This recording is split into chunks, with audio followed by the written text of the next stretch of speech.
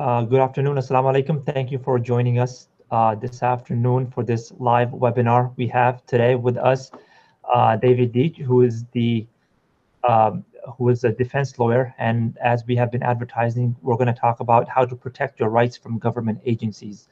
We all know it's a huge problem nowadays in our time, especially with the FBI targeting particularly our communities and doing raids and, or agent provocateurs trying to basically entrap Muslims into things that they may very well be innocent of. So we need to understand how to protect ourselves, how to defend ourselves. So David is here to help us understand that. He's a defense lawyer. I'm going to give you a brief bio of who he is, and then I'm going to let him take it from there and introduce himself. So David leads the white-collar defense and corporal compliance practice in Northern Virginia. He's an experienced white-collar trial lawyer who has tried more than 100 jury trials to verdict in federal and state courts around the nation.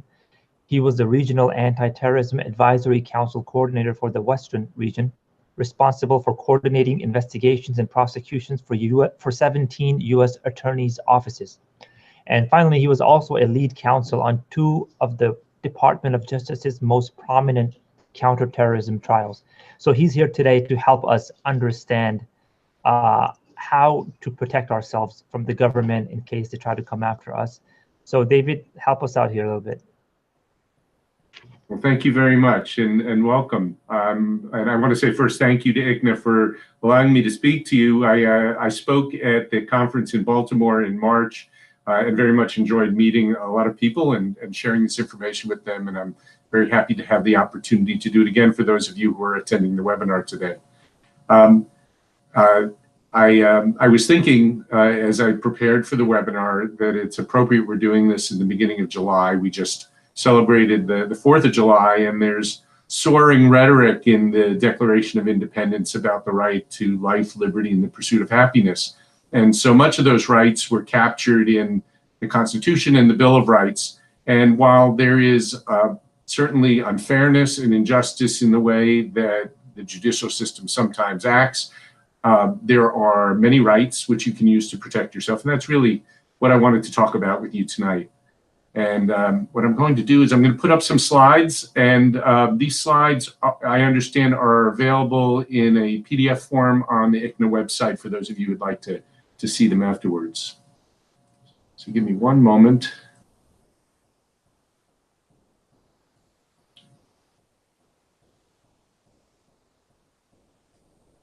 Okay, hopefully the slides are up now.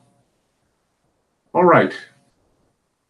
So what I wanted to talk with you about tonight was about law enforcement agencies and how to deal with them. And law enforcement agencies really come in many different forms. The most common one that many of us may think about are the police officers in our communities, whether you see them in police cars out on the highways and the streets, or on foot patrols, or in buildings and stores. There are also federal agents who come from a wide variety of different agencies. Ramiz mentioned the Federal Bureau of Investigation, but there's also Immigration and Customs Enforcement, which has had some notoriety in the press most recently, dealing with immigration issues. There is the Bureau of Alcohol, Tobacco, Firearms, and Explosives, the Drug Enforcement Administration, the Internal Revenue Service, and many others. And they all have agents who do criminal investigations and seek to develop evidence and collect evidence for criminal prosecutions. There are also regulatory agencies that deal with different kinds of businesses, and they don't necessarily pursue criminal cases, but they pursue civil enforcement cases that can have similar effects. They can't send you to jail the way a criminal case can, but they can result in fines, and they can bar you from different kinds of business. And examples of those agencies include the Securities and Exchange Commission, the Commodities Futures Trading Commission, the Federal Trade Commission, and so forth. And finally, the last category, which I had listed on this slide, really deals with if you are dealing with government agencies. For example, if you work for government agencies or you work for government contractors, there is usually an inspector general who has the job for that particular agency of investigating fraud and other wrongdoing by the employees of the agency, or wrongdoing by contractors who have agreements with the agency. So these are all different kinds of law enforcement agencies. And people often think of the police or think of the FBI, but they don't think of all these other forms of law enforcement, but they all really pose similar challenges. So the consequences when you're dealing with law enforcement are varied, and I mentioned a couple. There are fines. You can be fined, meaning you can pay money, and sometimes that can be, you know, the $100 fine that you get for speeding through a town, but it can also be $1 million fine for committing more serious crimes if you're a big company that violates the law. It can involve jail or prison, but it can also involve collateral consequences that can be almost as bad. It can include debarment, which essentially is being excluded from being able to do a particular kind of business, whether it's in the securities industry or losing a security clearance that you can't work in a job that requires a security clearance, or being not permitted to transact with the federal government. And if, depending on your immigration status, it can also result in deportation, losing the right to stay in the country. So the consequences of dealing with different law enforcement agencies vary depending on who you are and what you're dealing with, but they can be very serious, and they can be very serious, and some of them can be very surreptitious, things that you don't really think about. And all of this makes it essential that you know how to protect yourself. Now, the thing that makes it most dangerous in dealing with law enforcement is that police and other law enforcement agents are actually allowed to lie to you. And what this means is you cannot allow yourself to be lulled into a sense of security, by a police officer or an agent who seems friendly and does not seem to pose any threat to you. You know, agents will stop by at dinner time and tell you they just need to clear up a couple of small things, or someone from the Inspector General's office will call you on the phone in your office and say they just want to interview you briefly. And understand, I am not saying that police or agents always lie, and I'm not even saying that they are necessarily evil or dishonest. I spent 12 years as a prosecutor dealing with police officers and FBI agents and agents from other agencies, and most are in fact honest and hardworking and just trying to do what they think is right. And I don't think anyone would dispute that the police and the FBI, they perform an important function in keeping us safe from people who do commit crimes. But when you are the target, when you are the person they are focused upon, you should keep in mind that their job is to build a case to prosecute someone, and most are viewing their work through that lens. And the Supreme Court has said that, in fact, they are allowed to lie in order to get you to answer questions or to provide them with information. Now, what are some of the things that a police officer or an agent may tell you? One is they'll say, "We are just here to help you." That's not true.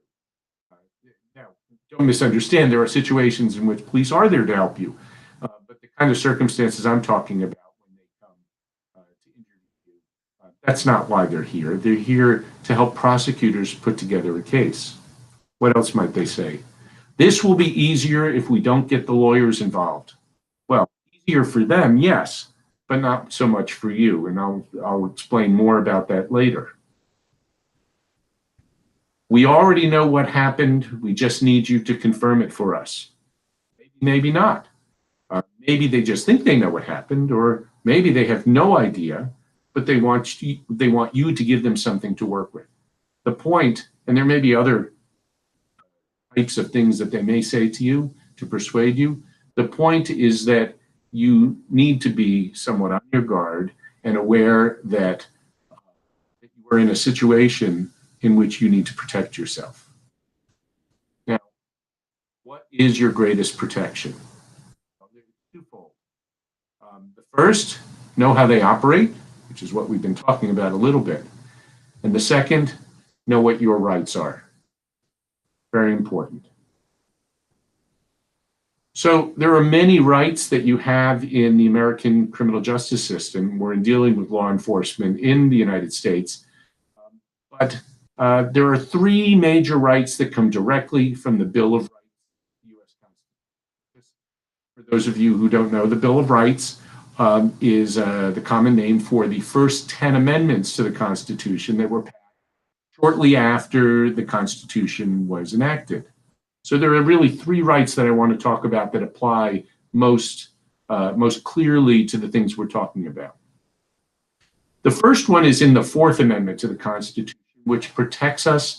It gives us the right to be free of unreasonable searches and seizures. So this includes frisking you, searching your person, searching your luggage, your laptop, your phone, searching your home or your office. And we'll talk about that a bit.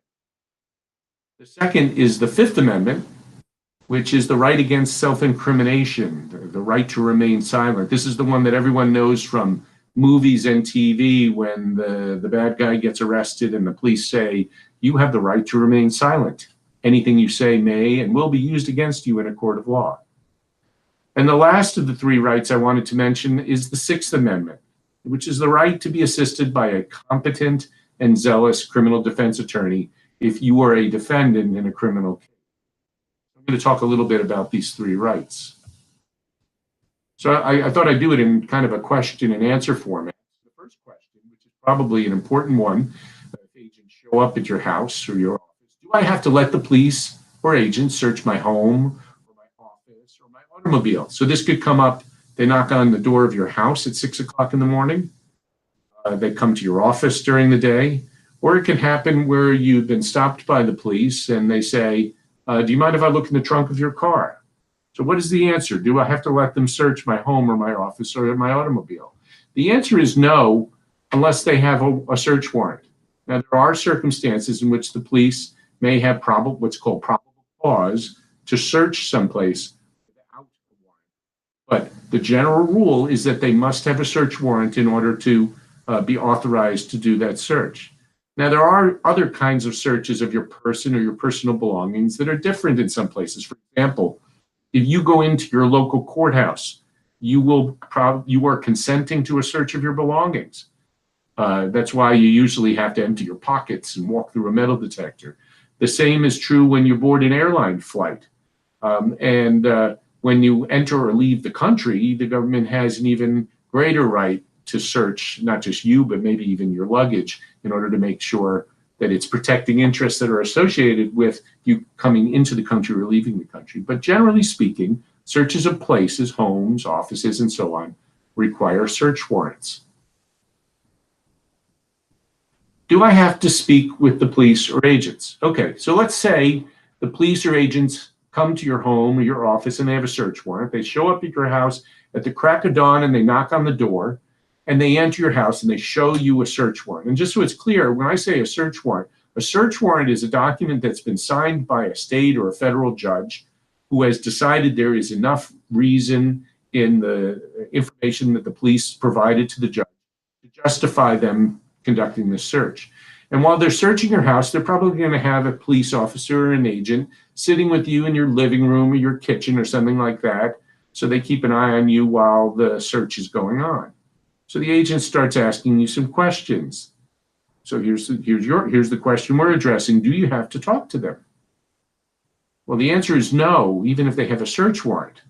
The search warrant says that a court has authorized the police to conduct a search.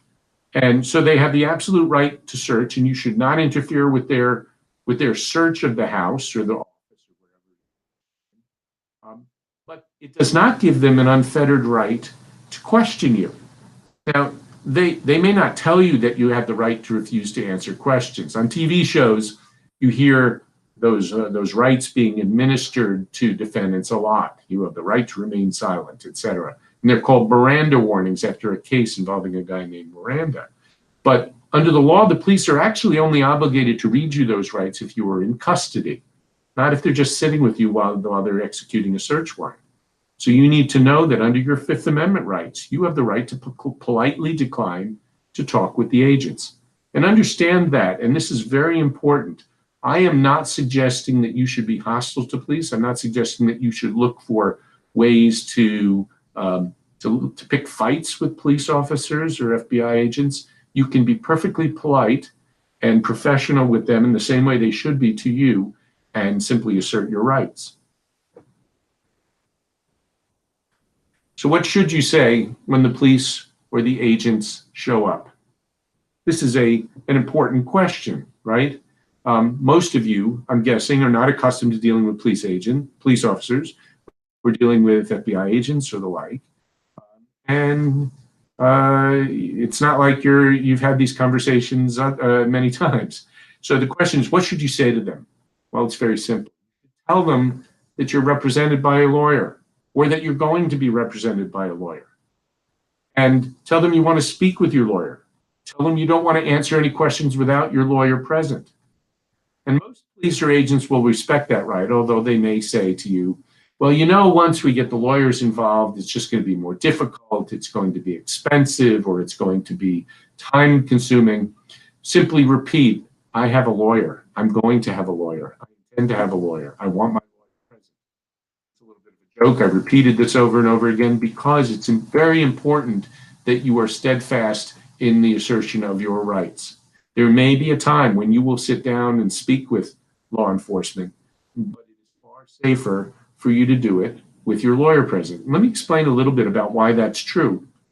When you have a relationship with a lawyer, it's a special kind of relationship under the law. In the same way that what you tell your clergy or you tell your doctor is protected, it's privileged, what you tell your lawyer in seeking legal advice is also privileged. And the law treats those conversations that way because we want a person who is seeking legal advice to be able to tell the lawyer all of the facts and all of the important things so that that person provides a full catalog of information for the lawyer to give them the best possible advice. And what privileged means is that no one can force the lawyer to disclose what the client has said to them. So when you speak with your lawyer and you tell the lawyer, let me explain to you about this thing they were asking me about, it is still secret. It's as if it's still in your head, in your heart, except you've shared it with the lawyer so the lawyer can help advise you. The lawyer can then help you make smart decisions about how to deal with the situation. So very important when the police or agents want to speak with you to be able to assert your right under the Sixth Amendment, as I mentioned before, to have a lawyer assist you. So what's the danger here? Well, the danger is that you may not know what the FBI or police are investigating. Sometimes it's because they don't really tell you, or it may be that they're investigating something, but they don't describe it to you in a way that is helpful in alerting you to what the risks are. And another danger, which people usually do not really appreciate, is that you may make a statement that the FBI or police believe is false. Now, this is something that happens in a lot of cases. I don't know how many of you are familiar with the case that involved Martha Stewart. The case started with some improprieties that had to do with some trading in securities. But what happened was that Martha Stewart made statements that the FBI or the prosecutors decided were false or misleading. And if you make a statement to a law enforcement, particularly a federal law enforcement officer, but many states have similar laws, if you make a statement that is false or misleading, or you admit something in the statement that causes the statement to be false or misleading, that alone is a crime. And in the end, what caught Martha Stewart was the false or misleading statement, not the underlying problem. So that even if you are completely innocent, even if you have committed no crime, if you speak to the FBI or you speak to police officers, you may make a statement they believe to be false. Now, I've been talking in terms of the risk that the statement will be false, but there's also simply a risk that out of context or because of their particular perspective, they will believe it to be false. And it may be that you find yourself now the target of a prosecution, even if in fact you've never made it false. And the problem is that a lot of people think that it's just okay to answer questions because maybe they think there's no problem because they didn't do anything, or maybe they think they can just clear things up, or some people who are very smart and very educated think that because they're smart or because they're educated, they can talk their way through things. And the problem is that they can put themselves in a very bad situation. So for businesses, and I've been talking very generally about your rights and about how to assert your rights. And all of these things apply in a wide variety of different situations. But there are some special considerations if you're talking about your business, or if you're a professional, a doctor, or another profession, and you're dealing with law enforcement in the context of your profession. I wanted to talk about them a little. So the first thing, and perhaps the most important, is you need to contact and hire competent criminal defense counsel as soon as possible. Now let me break that down a little bit. One is that the lawyer you get really needs to be a criminal defense attorney, one who has experience with defending criminal cases or defending people who are being investigated for possible criminal cases. And I say that because in the same way, I spoke to a group of doctors last week about a similar subject to this one. And, and I pointed out to them that, I don't remember the specific example I used, but something that, you wouldn't go to a guy who does ear, nose, and throat if you had a broken arm. You'd go to an orthopedist who deals with broken bones. And in the same way, having your real estate lawyer who helped you with the closing on your house deal with the police might be okay if something happens in the middle of the night and you're just scrambling for someone to help you.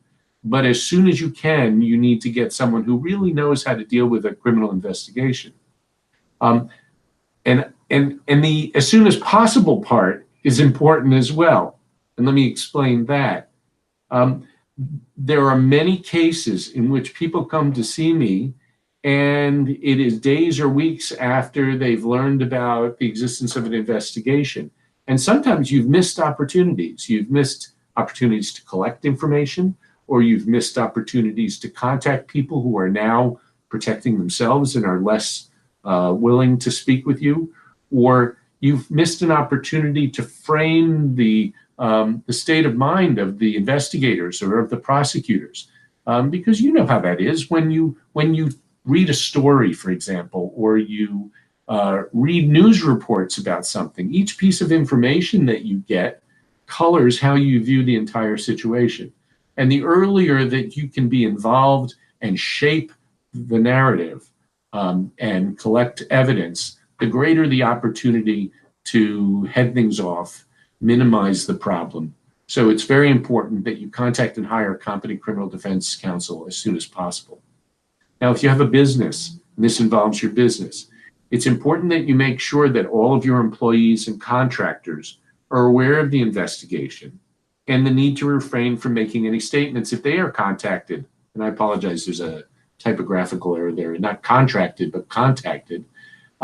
All of them should be instructed to refer inquiries to the lawyer that you've now hired. It is not uncommon for agents to call an employee and say, listen, I've been talking to your boss. I don't really want to bother him because I just have a couple of questions. Do you mind if we stop by? Or can I just ask a couple of questions here on the phone? And it's important, as you can imagine, to speak with one voice when you're dealing with law enforcement and to fully protect yourself. And the employee may say something that is inaccurate or indiscreet, or may share information that just simply shouldn't be shared at that point in time. So very important that all your employees and your contractors are aware of what's happening and understand that they should funnel everything through you and through the business and through counsel representing the business. It's also very important to take the steps necessary to make sure that no records are altered, discarded, or destroyed. And I'm talking about the paper in your file cabinets. I'm talking about the data on your computers and your servers. And I'm talking about the data even on phones. And this is really important for two reasons. One is, at some point, the government's going to try to get that information from you. For example, let me give you an example. If you are a doctor and you have a medical practice and the government is investigating allegations that you have committed fraud in the way you've been billing Medicare, they're going to want all of your information on your computers and all of your hard copy bills and so forth. And you want to be able to give records to them that are complete. Because if the records have been altered or discarded or destroyed, it creates at least the suggestion that you may have acted in order to hide something. So this includes not only intentionally altering, discarding, or destroying records, but you also have to interrupt any, if there are automatic systems for discarding paper documents that are older or overwriting files on a computer, you want to make sure that everything is preserved. And counsel can usually help you with that as well, in terms of making sure that the company's computers and the computers of all the employees are all covered and that no records are altered, discarded, or destroyed. And the last point on this slide is really just that you need to consult with counsel about what disclosures may be required to regulators or the public about the existence of the investigation. And this really is a little bit of a specialized piece of advice that applies more, well, it depends on the type of industry you're in. For example, if your company is a publicly traded company, you may have obligations under the securities laws to make disclosures. If you work under a government contract, you have certain obligations under your contract and under the regulations that apply to your contract to disclose if there are serious allegations that appear to be true about wrongdoing under your contract. So you need to consult with counsel about all of that. I'm painting a bit of a frightening picture when I talk about all these things. And if statistics are correct, the vast majority of you will never deal with this situation. But it's just very important that you understand what your rights are and that you get the proper assistance in order to assert those rights and work as quickly as possible to address them, so that you can put yourself in a situation, if you are truly innocent, to protect yourself against liability. And if there's something that has happened in for you personally or your company and some law has been violated, you will want the assistance of an attorney who is experienced and committed to your defense in order to lessen the consequences for that conduct. That's really the end of my presentation. I have this slide here that has all of my contact information. And when I spoke at the ICNA conference in March, I stayed after, and a lot of people had questions that were either general questions or some specific to their own situations, and I was happy to speak with them. If any of you would like to contact me, please feel free to do that. The easiest way, of course, is the email address that appears down there near the bottom of the page, and I'll be happy to get back to you. And if you go to the website that is listed at the very bottom of the page, there's plenty of information about me and about the other lawyers in my firm, if you're curious about that.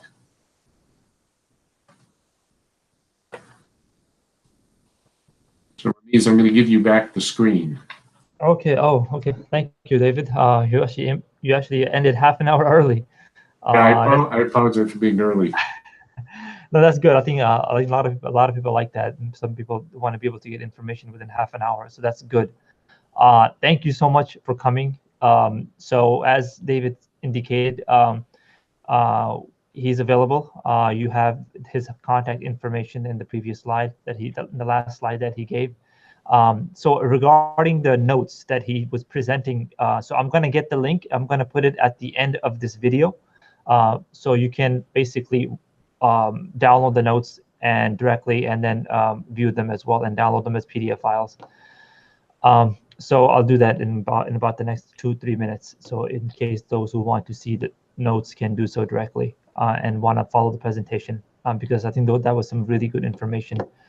Any last words you want to add, David, before we say goodbye? Only that I just want to thank you for having me and giving me the opportunity to speak to everyone tonight. Okay, excellent. So there you go. So please share with your family and your friends and everyone else, because this is very important information. As he indicated, these are our rights and we need to be aware of them. We need to understand. So when something does happen to us, we know how to protect ourselves, how to protect our rights, and how to go about, not being trapped in some way, or being told something which is not true, or being told or being misinformed about our rights. So I think it's very important information. So please review it. I personally plan to listen to it again, just so I have it down properly. So in case something does happen to me in my life, I can understand, okay, this is the steps I have to take to be able to protect my rights and make sure that I'm not charged with something that's not, or at least I'm not doing something that's illegal. Anyway, so we'd like to thank David again, and we'll see you next time in our next webinar. Thank you so much.